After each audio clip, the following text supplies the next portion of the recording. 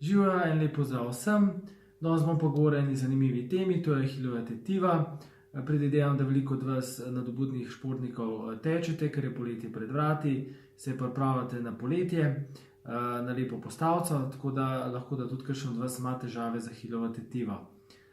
Če se zdaj pogledamo sam anatomski prikaz ahilove tetive. Ahilova tetiva je ena močna tetiva, ki izvira iz mišice gastrocnemius in mišice soleus. Mišica soleus je pod gastrocnemiusom in te dve mišici sta mečni mišici. In potem ahilova tetiva iz teh dveh mišic se pripenja na samo petnico. Funkcija ahilove tetive je, da skupaj s tema dvema mišicama dela plantarno fleksijo stopala. To pomeni, da lahko stopimo na prste, in če je ta tetiva preobremenjena pod velikim stresom, lahko pride do tendinitisa oziroma vnetja ahilove tetive. Če vneto ahilovo tetivo še naprej obremenjujemo, pa lahko pride do same rupture tetive, kar je zelo neugodno, ker pač to dokaj huda poškodba, potrebno je to dostikrat operirati in v bistvu športom lahko začnete šele čez nekje pol leta, toliko časa približno traja sama rehabilitacija. Kakšni so zdaj simptomi vnetja ahilove tetive? Ponavadi je bolečina vzdolž celotne tetive, največkrat pa nekje 3 cm nad samim narastiščem.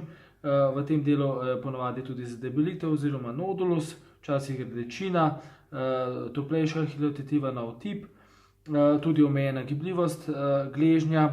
Če pa pride do same raztrganine ahilove tetive, se to zatipa, s prstom začutimo za defekt, potem z enim testom, ki se imenuje Thompsonov test, probamo in stisnemo meča. Če je ahilova tetiva cela, se bo stopalo pomaknilo v plantarno fleksijo, če pa ahilova tetiva strgana, bo stopalo na miru, ne bo pač nobene gibljivosti. Kakšni so zdaj vzroki vnetja ahilove tetive? Najbolj pogost vzrok je zakrčenost mečnih mišic in utrujenost teh mišic.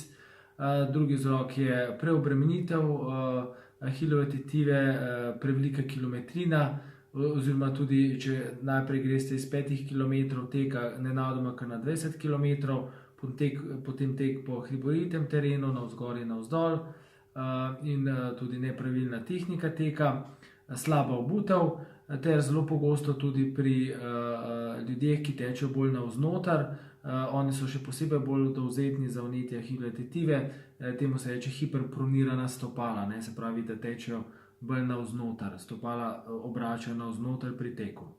Kaj pa zdaj narediti, če pride do vnetja ahilove tetive? Ta prva stvar je, da morate nehati teči. Največja napaka je, da pač ljudje še naprej tečejo in s tem tvegajo poškodbo in raztrganino ahilove tetive, ker smo že prej povedali, da je velika poškodba.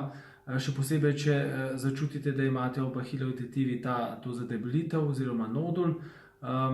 To pomeni, da je tetiva že zakrčena, tam zabrazgotinjena in na tem mestu se lahko strga. Se pravi, nehati teči, delati masaže ahilove tetive, hladiti z ledom, jemati kakšen aklofen 14 dni, se večkrat na dan masirati 15 do 20 minut, in lahko se bo vnetje umirilo, ampak ponavadi traja to vnetje nekje 6 do 8 tednov in šele po tem času boste lahko spet normalno in brez skrbi tekli. V tem času morate intenzivno raztegovati ahilovo tetivo in šele takrat, ko boste lahko normalno stopili na prste, brez da bi imeli neke bolečine, lahko potem pričnete z rahlim tekom. V tem času pol tudi mogoče delate kakšne poskoke s kolebnico, jumping jackse, te vaje, potem raztegovanje ahilove tetive, in nekje po 6-8 tednih, kot smo že povedali, lahko greste nazaj na tek. Tako da najslabša varianta je, da tečete z vneto ahilovo tetivo, ker tvegate poškodbo. Tako da to je to o sami ahilovi tetivi. Še kaj o teku in nadaljnjih poškodbah pri teku pa v naslednjih prispevkih. Adijo!